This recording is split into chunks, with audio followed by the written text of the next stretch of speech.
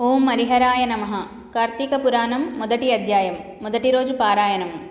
శ్రీమద్ అఖిలాండకోటి బ్రహ్మాండమునందలి ఆర్యావర్తమందు నైమిషారణ్యంలో శౌనకాది మహామునులతో ఒక ఆశ్రమమును నిర్మించుకొని సకల పురాణములు పుణ్యచరిత్రలు వారికి వినిపించుచూ సూతమహాముని కాలం గడుపుచుండెను. ఒకనాడు శౌనకాది మునులు గురుతుల్యుడగు సూతునిగాంచి, ఆర్య, తమ వలన అనేక పురాణేతిహాసములను వేదాంగ రహస్యములను సంగ్రహముగా గ్రహించినాము. కార్తీక మాస మహత్యమును కూడా వివరించి దాని ఫలమును తెల్పగోరుచుంటిమి.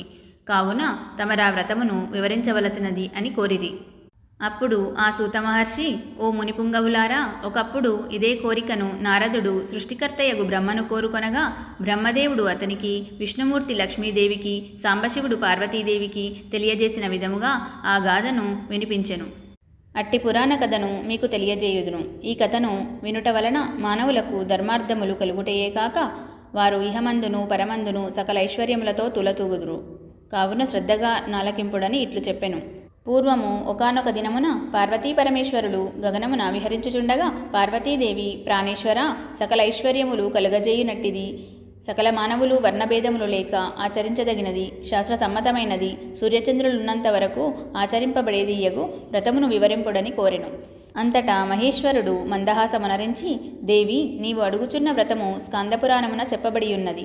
దానినిప్పుడు వశిష్ఠ మహాముని మిథిలాధీశుడగు జనక మహారాజునకు వివరింపబోచున్నాడు.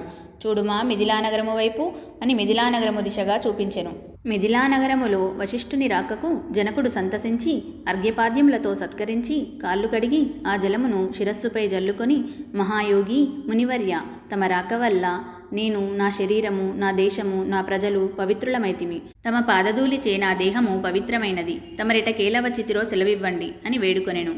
అందులకు వశిష్ఠుడు, జనక మహారాజా, నేనొక మహాయజ్ఞమును చేయతలపెట్టి తిని దానికి కావలసిన అర్ధబలమును అంగబలము నిన్నడిగి క్రతువు ప్రారంభించవలెనని నిశ్చయించి ఇటు వచ్చి తిని అని పలుకగా, జనకుడు, మునిచంద్రమా, అటులనే ఇత్తును, స్వీకరింపుడు. కానీ చిరకాలము నుండి నాకొక సందేహము కలదు. తమబోటి దైవజ్ఞులనడిగి సంశయమును తీర్చుకోదలచితిని. నా అదృష్టము కొలది ఈ అవకాశము దొరికినది. గురురత్న, సంవత్సరంలో కల మాసములలో కార్తీక మాసమే ఏలనంత పవిత్రమైనది. ఆ కార్తీక మాస గొప్పతనమేమి అను సంశయము నాకు చాలా కాలము నుండి ఉన్నది.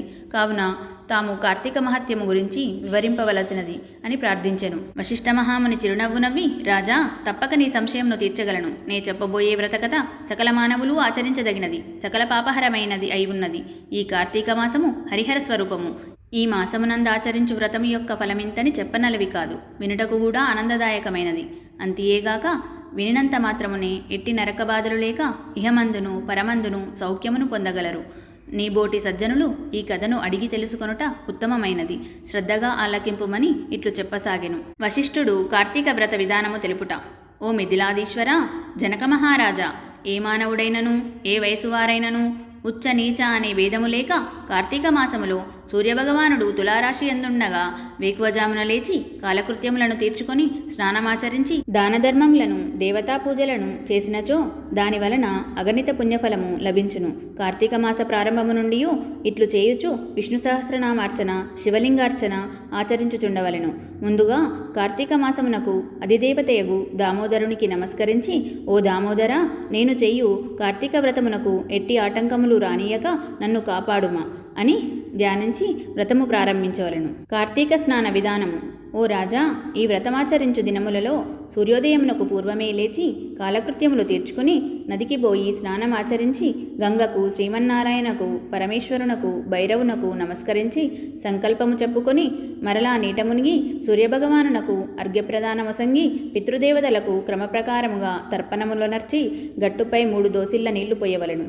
ఈ కార్తీక మాసములో పుణ్యనదులైన గంగా, గోదావరి, కృష్ణ, కావేరి, తుంగభద్ర, యమున మున్నగు నదులలో ఏ ఒక్క నదిలోనైనను స్నానమాచరించిన ఎడల గొప్ప ఫలము కలుగును.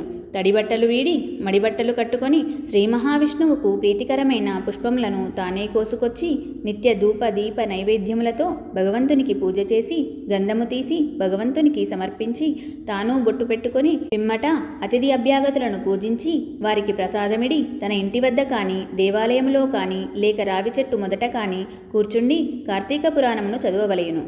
ఆ సాయంకాలము సంధ్యావందనము ఆచరించి శివాలయమందు కానీ విష్ణువాలయమందు కానీ లేక తులసికోట వద్ద కానీ దీపారాధన చేసి శక్తిని బట్టి నైవేద్యమును తయారు చేయించి స్వామికి సమర్పించి అందరికీ పంచిపెట్టి తర్వాత తాను భుజింపవలెను. మరునాడు మృష్టాన్నముతో భూతతృప్తి చేయవలెను. ఈ విధముగా వ్రతమాచరించిన స్త్రీ పురుషులకు పూర్వమందును ప్రస్తుత జన్మమందును చేసిన పాపము పోయి మోక్షమునకు అర్హులగుదురు.